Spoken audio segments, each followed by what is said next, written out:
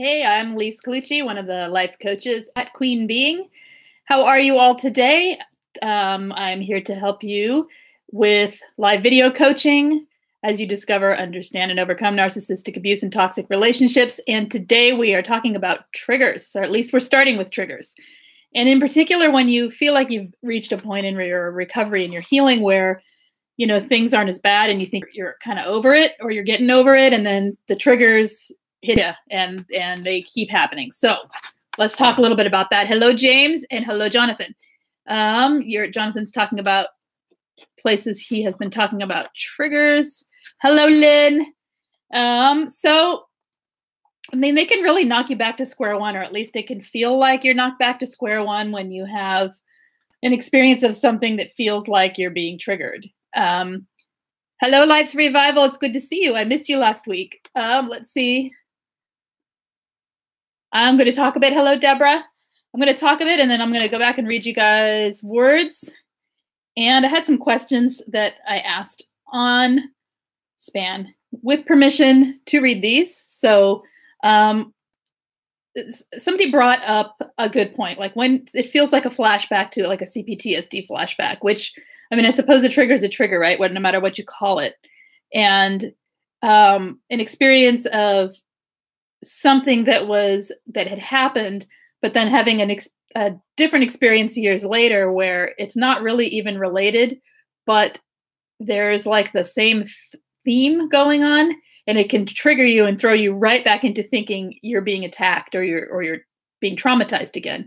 So what do you guys do with that? I mean, my feeling is that when you're triggered like that and when you have these things happen, the best place to feel it is in the body, because that's where you start reacting, right? You start having physical reactions to it. So experiencing what happens in the body as you're having your emotional reaction to the trigger can help you to sort of, it gives you a place to work, right? If you get anxious, if you get a stomach ache, whatever, so your head hurts, whatever, you can work from those places to try and calm down, so that then you can see that it's not actually being back, dropping my mic everywhere, actually being back in the trauma. I mean, the point of it is we're not in the trauma when we're in a trigger, we're in a trigger.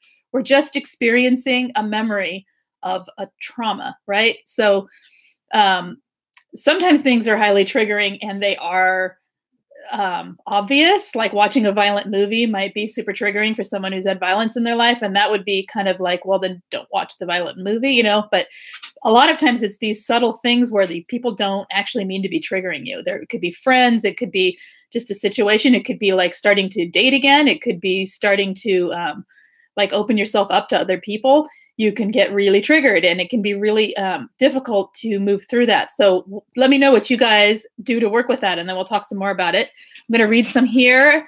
Hello to everybody who's here, who is new here that I haven't seen. Okay, so let's see. James says, I notice, oh, wow, I'm triggered. What caused it? Okay, what should I do? Right, exactly. That is the feeling. Sometimes we totally know what it is and we know we're in it and we still don't know what to do, right? James says he let me let it flow and it will pass in a few minutes. Sometimes it will, but what happens then? Because usually what happens is you're full of adrenaline. So then what, right? So for myself, and what I usually suggest to people is use that adrenaline. If you can get yourself to calm down the way you're describing, James, and you still feel kind of ramped up from it, do something with that energy, because then you can turn the trigger into something positive for yourself. Let's see. Hello, Shastina. And I think you guys are all talking amongst yourselves. Let's talk a bit about the topic so I have something to talk about, guys. Otherwise, I'm going to keep reading from here, there were a couple of really interesting questions here. Do the instances of being triggered subside eventually? And what do you recommend to expedite your ability to recover faster? Will we always be triggered by certain things? I think the answer is probably to a degree, yes, but maybe no. I mean, it depends on what the trigger is. Really extreme things, yeah. I mean, with CPTSD, yeah, you might be triggered on some level. However, do you have to react and respond to the triggers and have the same like intensity? No, I think we can for a lot of people, we can work with that. I can't speak for everybody, but to learn coping skills and learn techniques to calm yourself down and to move through the trigger. The whole point is you're not in the trauma, you're in the moment that you're in now, but we're referring back to a memory, which it's triggering, right? And so it throws you into the past. And so whenever you're thrown into the past, you're not living in the moment, right? And so I guess to me, the point is mindfulness. You get yourself back into the moment and you can help. I'm talking about how to expedite your ability to recover faster, which I like the way she worded that. So, coming back into the moment. Let's see, Deborah's saying, put the adrenaline to good use. That's right. Sorry, I can't read this fast. That's a great idea, is what Deborah said. James says like a quick walk or clean. Right, that's a good idea. Anything, really. It could be getting creative with something that you're already working on. It can be exercise. It can be cleaning. It can be really anything. It can be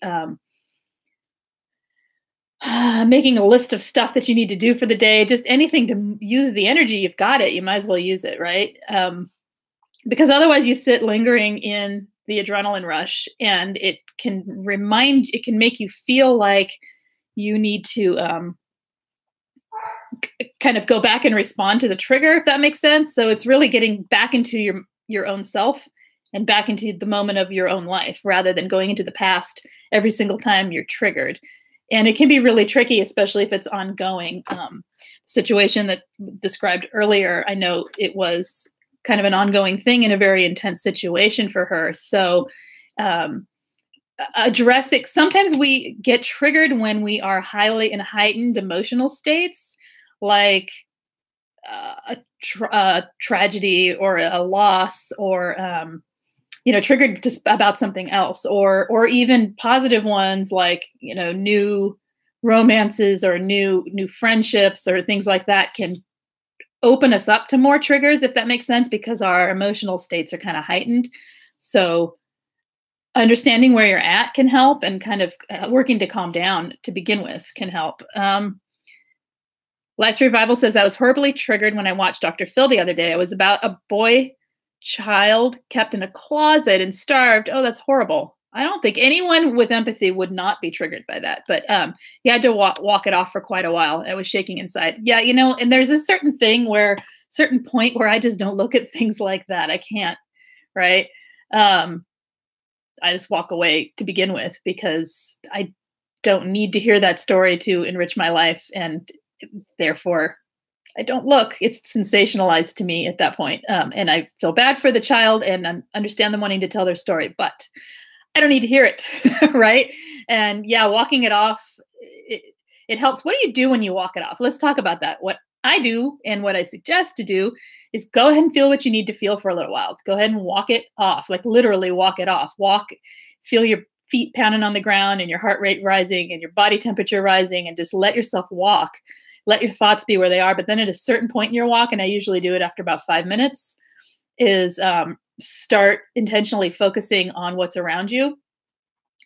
Looking for positives, looking for good things, looking for bringing in good thoughts, so that you are directly influencing yourself on the way you're thinking. And it's not to avoid the feelings you're having. You've given them enough time to validate them. But it's time to, at a certain point, we have to direct our thoughts in order to recover. I'm not talking about something that's going on. I'm talking about a trigger, where we don't really need to sit and dwell on triggers, right? There's nothing to do about them. They're just horrible feelings. You can't do it. There's nothing to fix. There's nothing usually in the situation of your actual life at the moment. It's just like a reference back to the past that we don't need to hang on to. Let's see. Yes, something to redirect to energy, says Deborah. Oh gosh, I am going. Hi, Misty. How are you? Good evening, she says. Good afternoon, evening. I'm sorry, I'm losing the reading here. Hello. Okay, Shastina, I remember a foster child we had growing up who was just a toddler who would growl when you went to take his plate. He was like an animal. Yeah, that's really sad. It's very sad. You didn't realize it was going to trigger you, right? That's the case, right? We find ourselves in the middle of it, and then suddenly we're triggered. So that's good that you walked it off, because that's what I would suggest for something like that, especially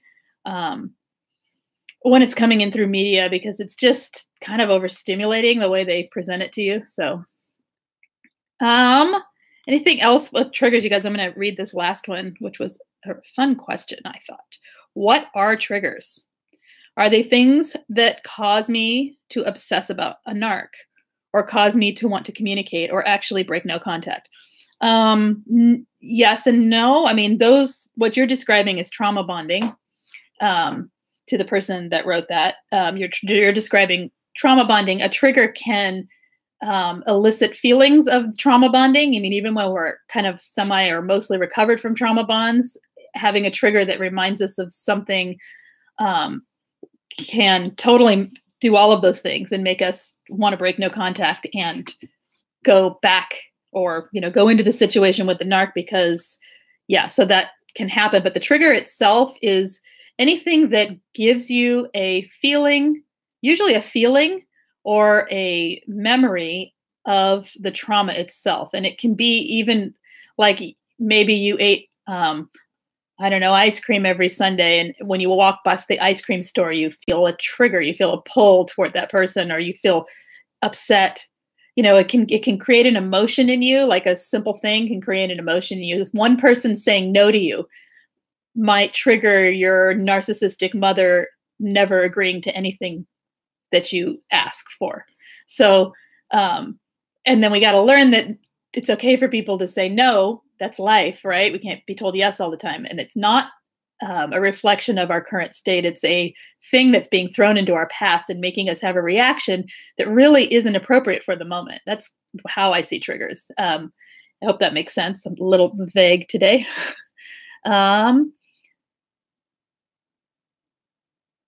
Let's see, I'm reading here. I was talking to my inner child as I walked, and I said, "You're safe now." That's lovely. That's perfect, right?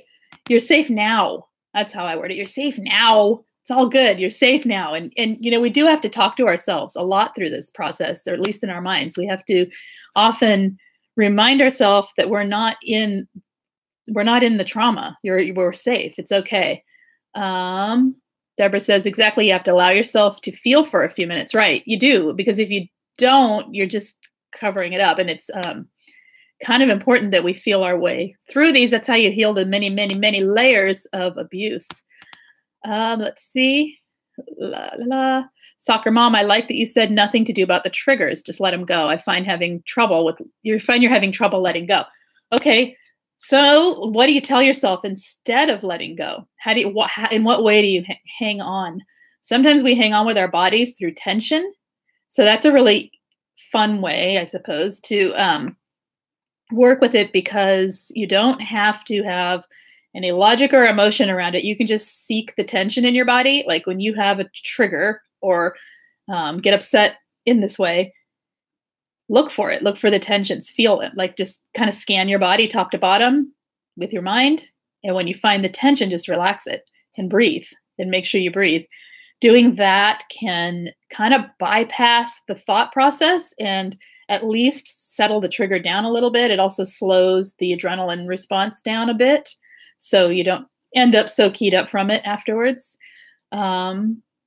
Deborah says, what is it called so I can look it up? I'm not sure who you're talking to, Deborah, or what is called. You guys are having multiple conversations here, and I'm only reading part of them, because if they are not topic, I can't follow.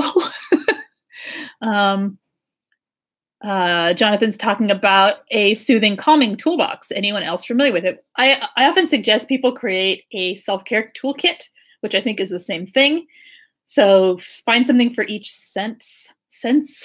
Find something that smells nice, something that you like to look at, something that tastes good, anything soothing to yourself, something to touch, and put it in a little kit for yourself and take it with you. If you're in a state of where you're triggered all the time, or you're going into a situation, like say you got to go somewhere and you know the narc might be there. Totally possible they could show up. They've been kind of hoovering, whatever. They've been lurking around.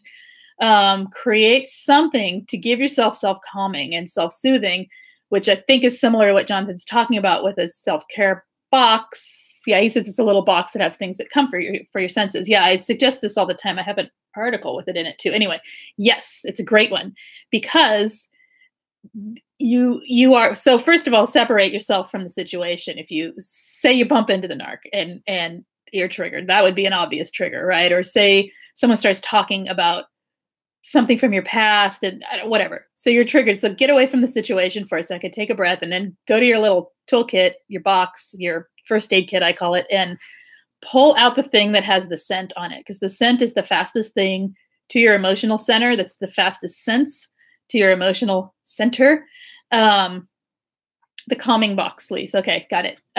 So basically just find anything that works for you. You know, you can stuff it in something tiny. It doesn't have to be giant things, right? And use these items to remind yourself to calm down and to use your senses to like take a minute and actually look at the pretty picture you put in there, or whatever it is that you have for yourself. But number one is scent. I say go to there first, something that smells nice to you. Essential oil on a little piece of cloth is all it takes. And use it to remember to calm down as you're breathing when you get away from the trigger. So this is a good tip. Thank you for that, Jonathan, because I always forget to tell that one, and it's a very good one. Let's see. Shastina says, I have a few things I go for, comfort music being one of them. Right, that's a good one too. Deborah says, I like the idea, gonna try that. Soccer Mom says, agreed, Misty. No scary or dramatic movies for me. Exactly. I missed Misty's, but I know what she said now. Lise, will you post a link for the article? Yes, I will.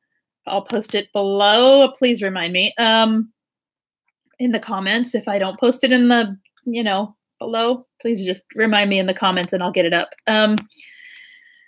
Let's see. Life's Revival, Misty, I don't watch shows that put me on edge of my seat either. As soon as I feel it coming on, I change the channel. I know it's good. We gotta take care of our sensitivities, right? So what was that? That was the last question. Anyway, anybody have anything else they want to talk about today besides triggers? Or anything you want to talk about more with triggers? So one person was telling me that triggers make them feel depressed and angry. Anyone else get that? Where it's not so much that they feel like they're in the trauma, but it's more like it sends them into kind of a depression tailspin or an anger tailspin. So I'm wondering if anyone else experiences that and what helps you. I think for that, I would suggest journaling. I mean, anger and depression are both good places to journal. Journaling and then seeing what comes up and then really working with what comes up. So it really depends why and how the anger is coming out. So, and then also exercise to get the anger, move it through your body and get it out. It's funny because a lot of these solutions are pretty simple, but we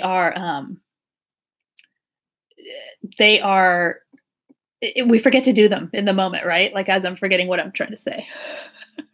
Let's see. Jonathan says, in my last community, we drew up a list of songs that we found helpful so many can relate. Angie has a nice playlist too, and I can't remember what she calls it because I can't remember these things, but she has a nice playlist. I think it's on Queen Being. Let's see. Good call. Life's Revival. I'm sorry. Tam says, yes, carrying a calming essential oil with me everywhere. So even if I don't have my kit with me, I have that until I can get to the kit. That's good, Tam. Potato chips and sour cream and onion. Sour cream and onion, potato chips, crunch, crunch. Okay. Let's see what's going on here. Oh, Deborah says, my divorce is final. Deborah, yes. Excellent. How are you feeling? Are you feeling free and elated? What's that like for you? Tam says, yes, it can almost be haunting with a depressive state. It can bring you down. It sure can. And then once you're there, it's really hard to get back up. So, yeah. Triggers set me back in sadness for a few days, says Soccer Mom. Okay. So let's talk about how to reduce it to hours. Let's think about that. Like what brings you out of it, Soccer Mom, finally, after a few days? because maybe there's something in there that you can put into place. So much of this healing, so much of life is active. We can't just sit around and wait for these. Well, we can for a while, but like you can't just wait for healing to happen. For most of us, it's just what happens is we go right back into something. We either divert our attention or we dissociate, right? And then just aren't living. We're just kind of numb. So let's see. I'm going to read some of this. Like a type of emotional flashback is what Jonathan says.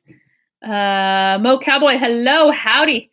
Sorry to be late. I just got the notification. Well, it's okay. We're talking about triggers if you want to jump in, or if you have any questions or anything you want to talk about, happy to change the topic at any point as well. Misty wants us to know that when she runs away from the movies, she's not literally running. Thank you, Misty. Let's see. And Chastine, you came across an old journal, and I see a very sad face there. So I'm sorry. Everyone's saying hi. You feel free. Excellent. Deborah feels free, and we're so glad that you feel free. Are you going to celebrate, and what are you going to do for yourself? Because that's a great feeling.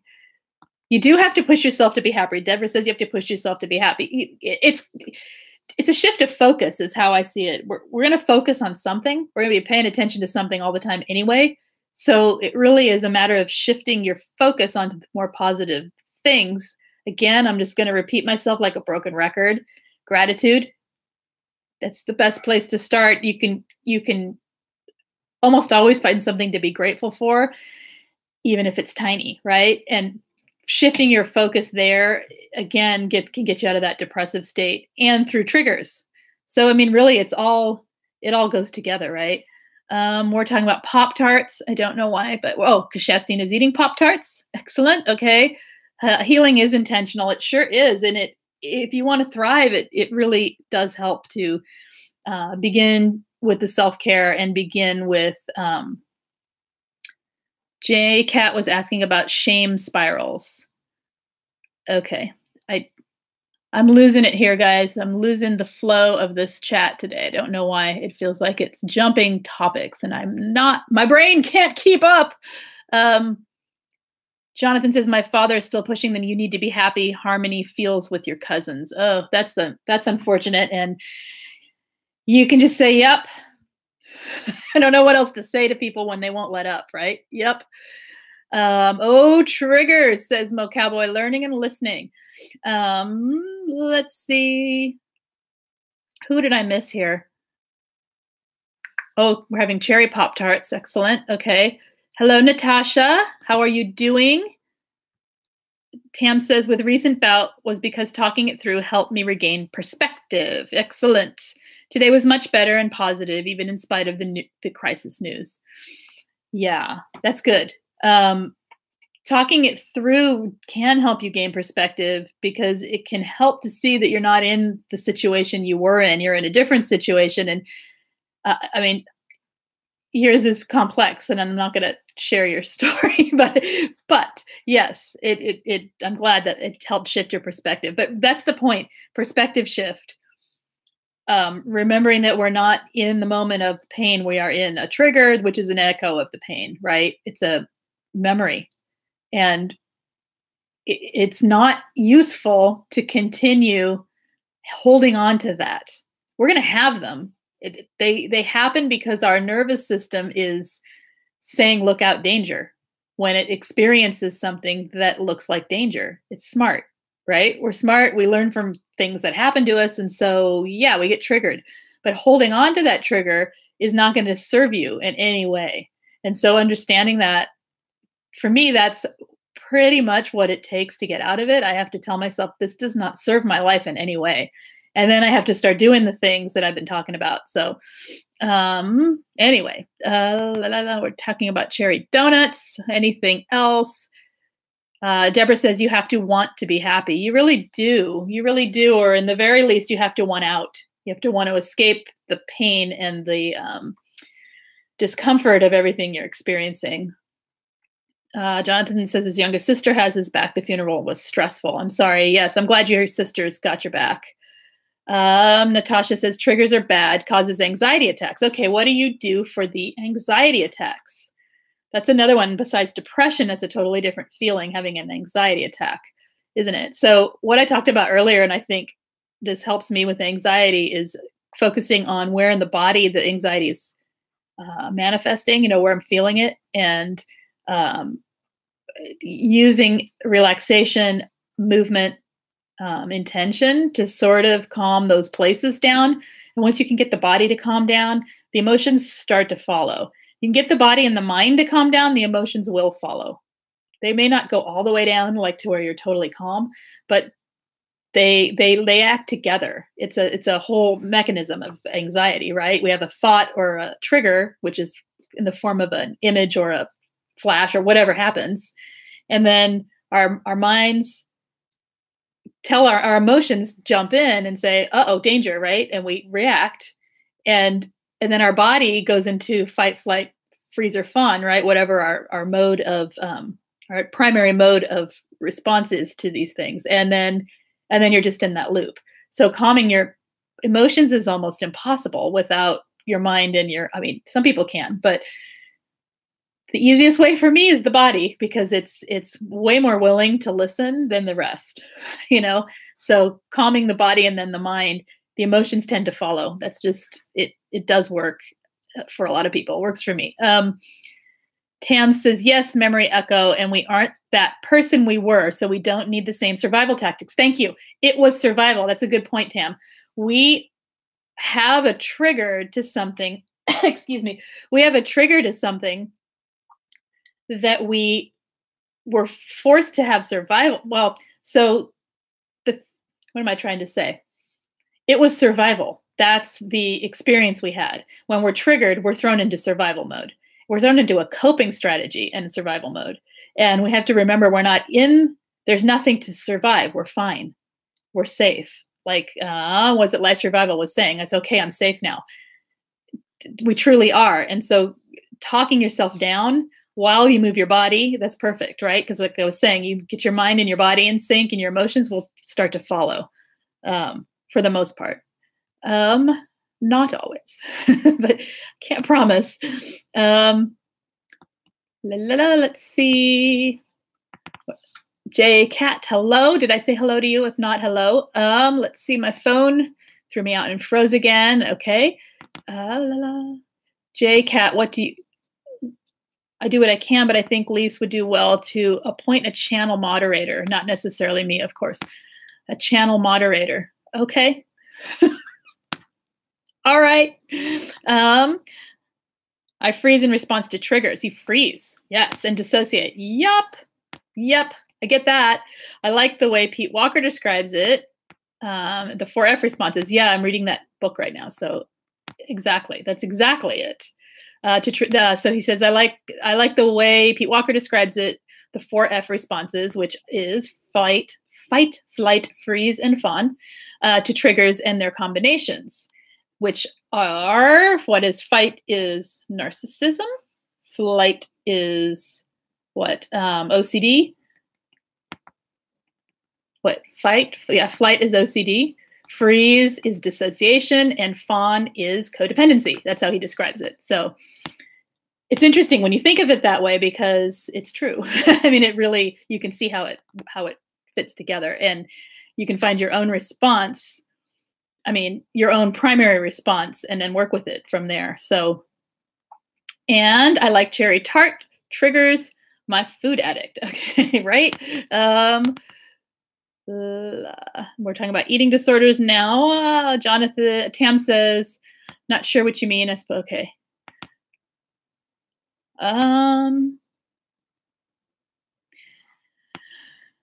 Dana and Angie's live stream. Richard creeps me out. Response to him feeding himself to Vacnin. Ew.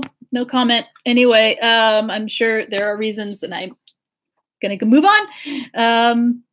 Jonathan, the emotional flashback is a CPTSD flashback, but almost pure emotion. It's like falling back in time emotionally. Yes, it is. Hello, Cindy. My mother is very, very anxiety prone. She says she gets stressed and vomits her anxiety on me, which has messed me up this last few weeks, especially. Yeah. So that again with boundaries, right, Cindy? With boundaries, allowing people into your emotional space. It's tricky. It's tricky, especially with someone as close as a mother or a parent or a spouse or whatever. But, you have to figure out where you've got holes in your boundaries and work slowly to create ones that where you feel like you and she can feel like her, and she can emotionally vomit all over you and it won't affect you, or it's very minimal because you walk away and you don't tolerate it at a certain point, right? So I would look at where your boundaries feel weak to you in regard to her. Does that make sense? Does anyone have any questions today? Anything else they want to talk about? Triggers is good, but we have other stuff going on too in our lives.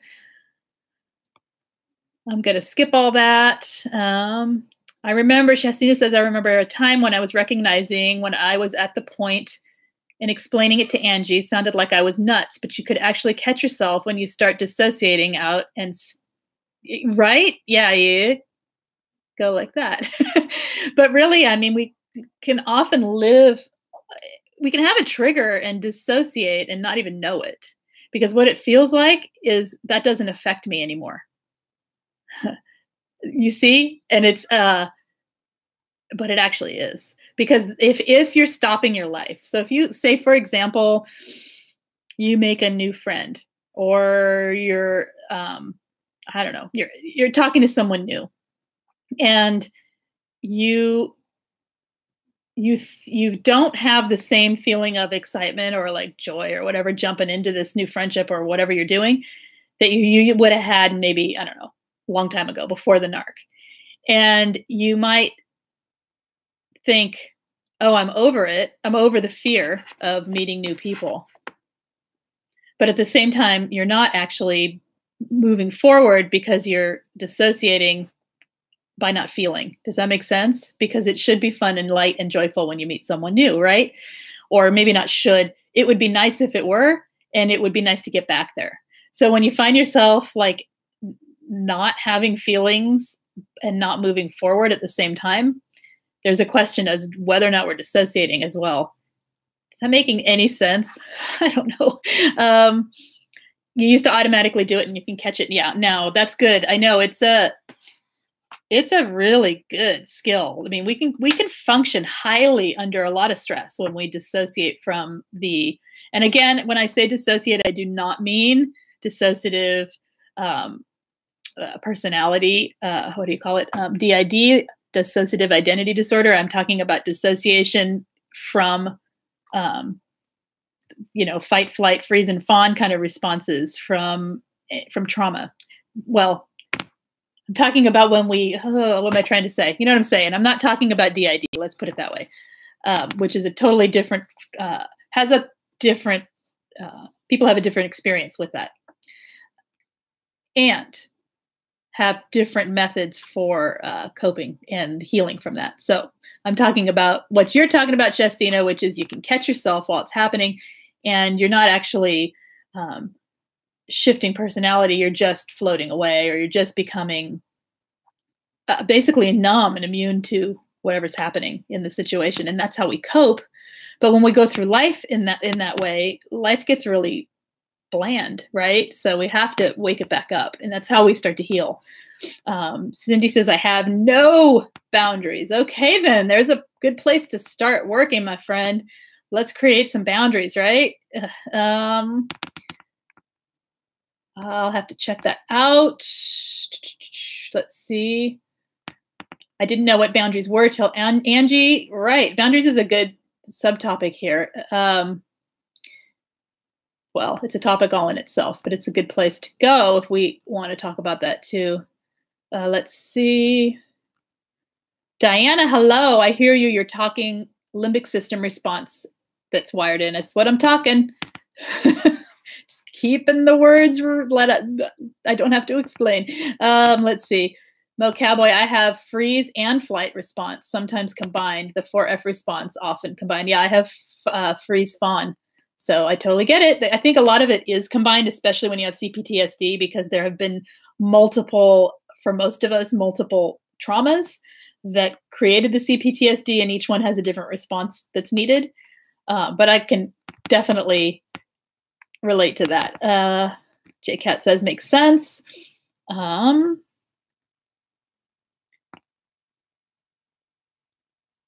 What are you talking about? I'm not going to read that. Let's see. Yeah. Okay. Anything else, you guys? I'm losing the stream here with the as I'm reading this, going, nope, not going to read that. Tam says, yes, that makes perfect sense. Okay, good. It's okay. We're talking about fornicating, but we're not going to actually talk about that. So let's talk about something else, guys, and change the chat to something that we can talk about. Otherwise, I need to go. So how about the boundaries? La, la, la. Can we stop with the porn talk, guys? I'd appreciate it. And we can move on to something else. Otherwise, I'm leaving tonight. Because not that it's triggering me or anything. It actually isn't. It's just that I can't work with that. So how about the boundaries, Cindy? What do you need to work on with those? How can you get yourself where you are able to create some? What stops you? Do you have fear of what she'll say or what she will think, especially with your mother? Life's Revival says, someone's anger can throw me into dissociative response immediately. I completely lose my composure. Right? Okay. So what would be so bad if you just felt it? If you just felt your response to their anger, not their anger. You know, I mean, sometimes anger is, you know, it's okay, Natasha. Just, no, I didn't need a trigger warning, Jonathan. Just not a topic I'm going to talk about today. I mean, if we want to talk about sex and narcissism and whatnot, that's fine. But I'm not following the flow of that one. Okay. This is a good one. Mo Cowboy's talking about drifting into catastrophizing and catastrophizing. I like that word. But yeah, that's a good point. I think that's common, you know, that when we're highly anxious and have had a lot of trauma, that catastrophizing is like, it can become really addictive, right? So what do you do? What'd you do with that to help yourself? Or you said you still do it. To me, that's a pattern interrupt moment where you say, no, this is not a useful thought for me to have. And you change it intentionally over and over and over and over and over. Yeah. Conspiracy theory, a nicer term. Boundaries are difficult when you have a narc mom. Boundaries are difficult, period. They're difficult because why? Why is it difficult with a narc mom? Natasha, tell me more about that for yourself. Your phone did it again, Shastina.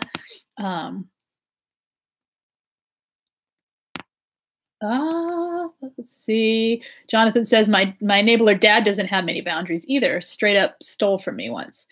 Yeah, well, that's other people's boundaries and we can't work on theirs. We can only work on our own, right? So I'm curious about the catastrophizing. I like that topic because I've heard that from more than one person and they don't know what to do about it. I mean, to me, it really is, like I said, changing your thought patterns, because you're allowing yourself, when you do that, to go into like fantasizing. So change the fantasy. Yeah, worst case scenario feels like it will happen. I totally get that. And you know what? I don't have it anymore, like at all. And all I can say is it took a lot of thought redirection. And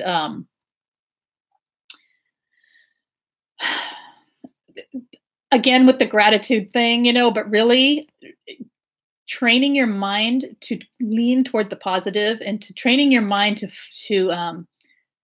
follow a different track in the times when you're not triggered, so that you have a place to go when you are triggered. Does that make sense? And it took a lot, but it got there, and it just doesn't click over to that, yes, I can totally picture the worst thing that could happen, but I don't obsess on it. Does that make sense?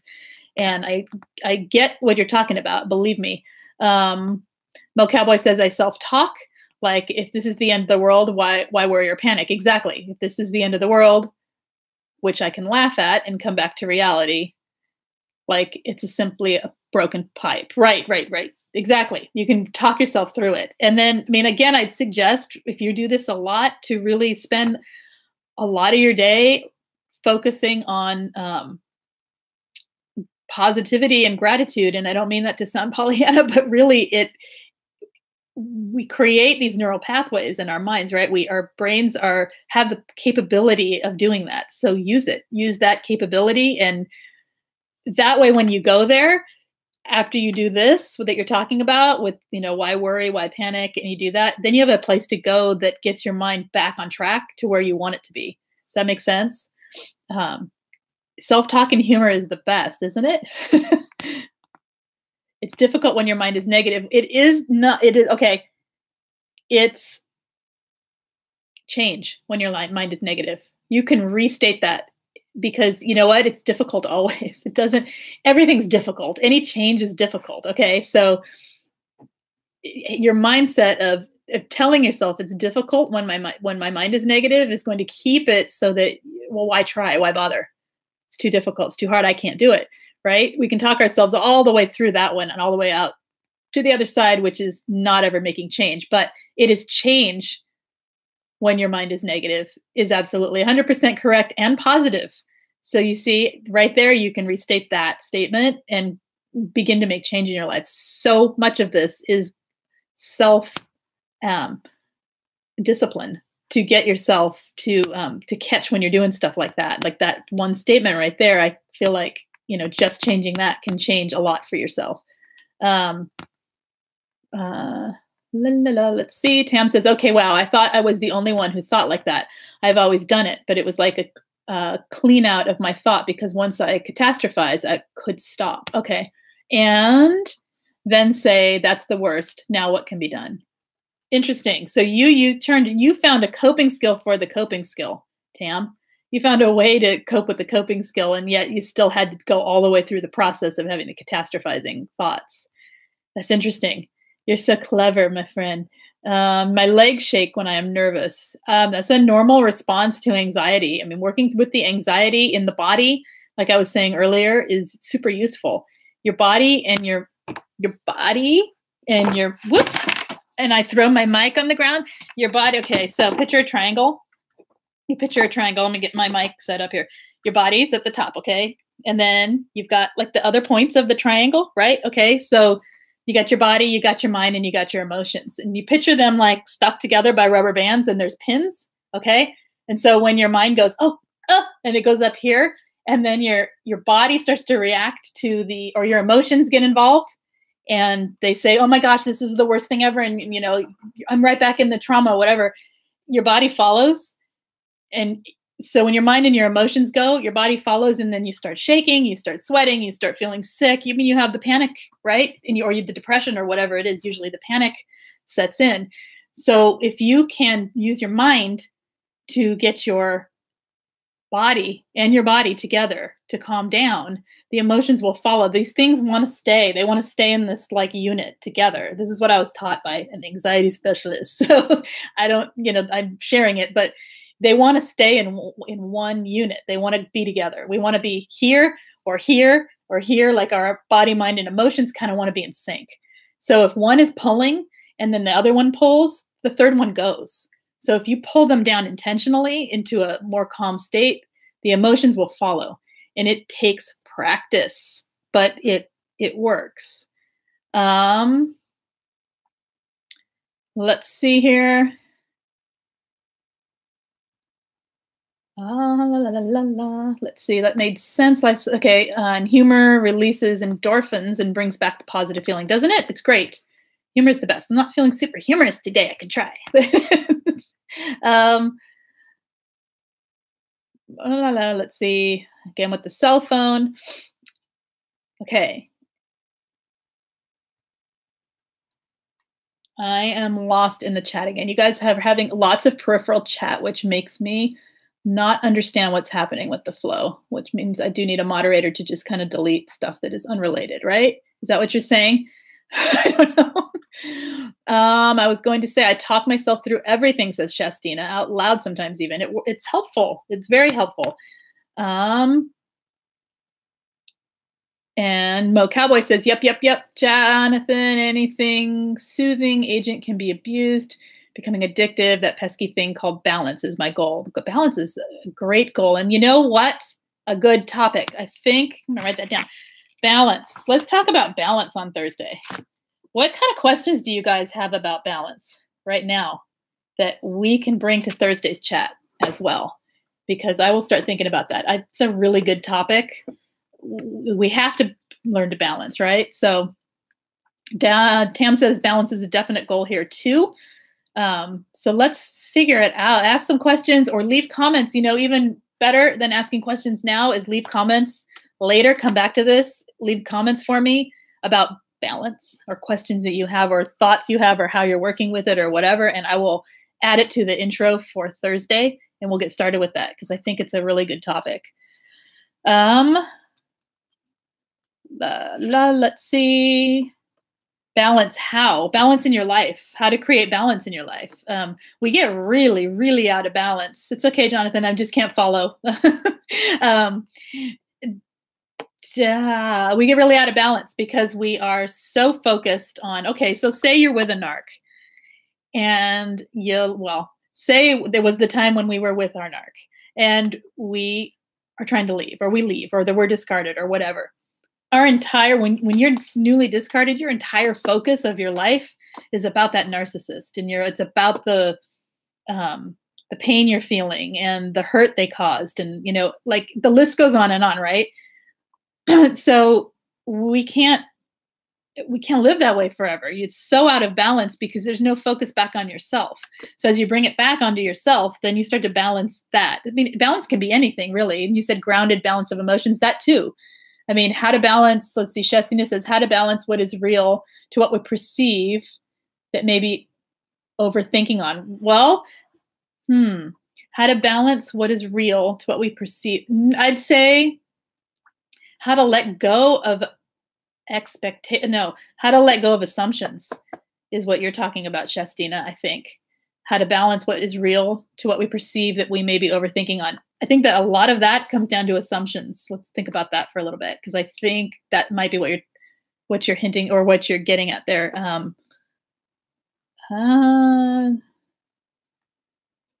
Ways to recognize, let's see, Mo Cowboy says, ways to recognize earlier when my behavior is getting out of balance so I can break the behavior earlier. Oh, I like that. Okay, I'm not going to write it down now, obviously. Excuse me a second while I write that down. I'll go back and look. Let's see. Lise Survival says, I too react to others too much. I was hurting so bad and nobody could see it. Yeah. Jonathan, Shastina, it sounds on point to me. Natasha, maybe that's part of it. Let's see. That it would help to have a moderator. Well, I can ask and see if anyone wants to, but I don't know. We'll see. J.A. Cat, how to get balance. What are the key points? In what areas of your life do you need balance? That'd be my question to you, J-Cat, because then we can talk further and more in depth about it. Let's see. Life Survival, didn't Angie talk about learning to react less about a week ago? Probably. Shastina, I'm thinking on it. Let's see. I overthink and I second guess. You overthink and you second guess. Okay. Because you're not trusting yourself in the first place? Is that what's going on? I mean, so it's so hard to talk with vague. You know what I mean? Like, I don't know actually what you're saying here, but I'm just getting a couple words and I'm now making assumptions on what you're saying, which is not ideal, but it's all I got. So you overthink and you second guess.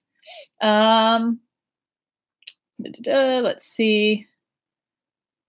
We're talking about something else. Mo Cowboy says, just a thought. I'm a farmer. I plant seeds and I nurture them. Use James F. as a co-host and allow him to follow the chat. He is not always available at the times that I am on. And I could ask, but he is not always available at this time. I mean, he's not here now, I don't think. I think this is his commute time, so he listens. So unfortunately, with the time zones and when I come on, I don't know that that's possible, but I can ask. I think it comes down to trusting ourselves and stop looking to the worst case. That's right, Shastina. It does. A lot of it comes down to trusting yourself. And how do you get there, right? Mo Cowboy, this would allow fellowship among chatters and keep James busy. It sure would. We could keep James busy. Keep you busy in here, James. You want to moderate? I think honestly, I do think he's not around right now. I don't know. I don't see him in here, but I can't see. So I don't know. Natasha says, I don't trust myself. Okay. Well, you've learned not to trust yourself, right? So can you think of ways in your life that you do trust yourself, even little teeny tiny things in little areas of your life that you trust yourself? You got to start looking for the things what we think we don't. I don't like myself. I don't trust myself. I don't anything where we think I don't about myself. We can almost always begin to, Shastina can help. Okay, great. I don't know how to do that. I'll ask and figure it out. But you like the video we did together. Great. We have one more to go up on probably this weekend. Let's see. So anyway, if you're saying I don't trust myself, start to think about ways or pay attention to your life as you go through your day and find little tiny things that you do trust about yourself. Like it could be anything. I trust myself to cook a meal. I trust myself to, it could be literally anything. And pay attention, because if you don't trust yourself, most likely it's because you've been programmed not to trust yourself.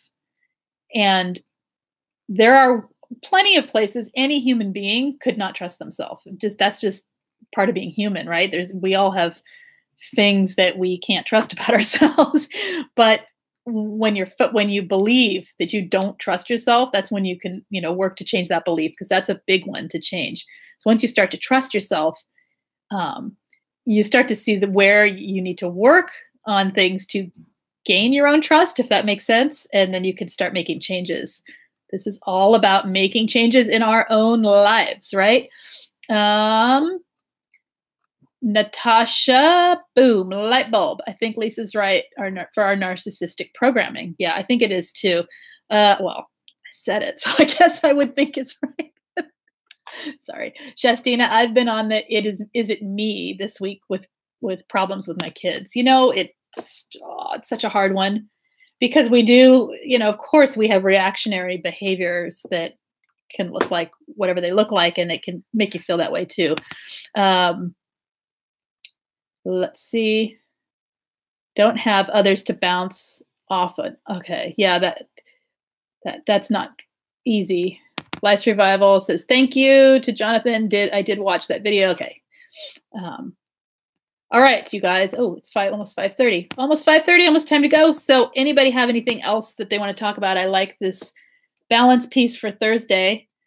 If anyone has any other suggestions, if you ever have suggestions for a topic that you want to talk about, you can leave them in the comments here. I read them every single day. I check to see if there are any. So you can always just come in and leave a comment. Hey, Lise, can you talk about this? And I will add it to my idea list and see if I can come up with something to help you guys. So that's that. We have, let's see what's happening here. Yes, we can get ready to discuss balance issues on Thursday. Yeah, Thursday at 4:30, same time, 4:30 Pacific, 6:30 Central. That's it. We have Trauma Bond group starting up again this week on Thursdays. So if anyone is interested or needing that, who is watching this, I'll have a link below for the group coaching. And let's see. Oh, some people are still talking. Going to watch yours and James' videos next. Good. And like I said, I have another one with him coming hopefully this weekend. I'll get that up.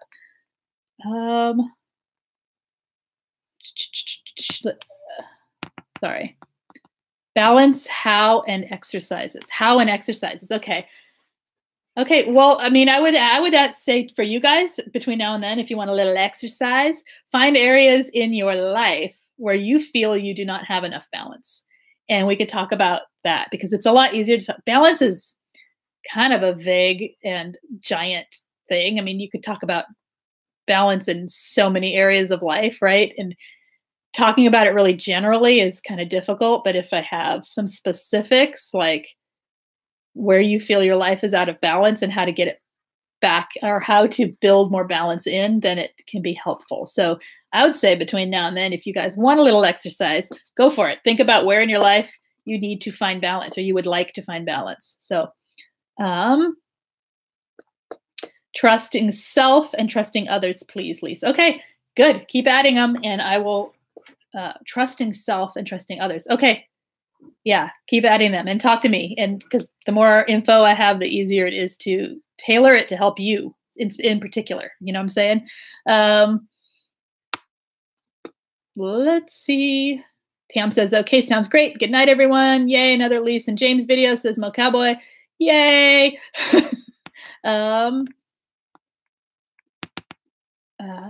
Okay. Okay, you guys, I have to go anyway. So you have a good night. Thank you again. Anyone new here, please subscribe, and we'll meet every Tuesday and Thursday at 4:30 Pacific, 6:30 Central for more of this. Talk to you guys later. Take care. Oh, Misty says Friday is divorce coaching. Okay. Good night.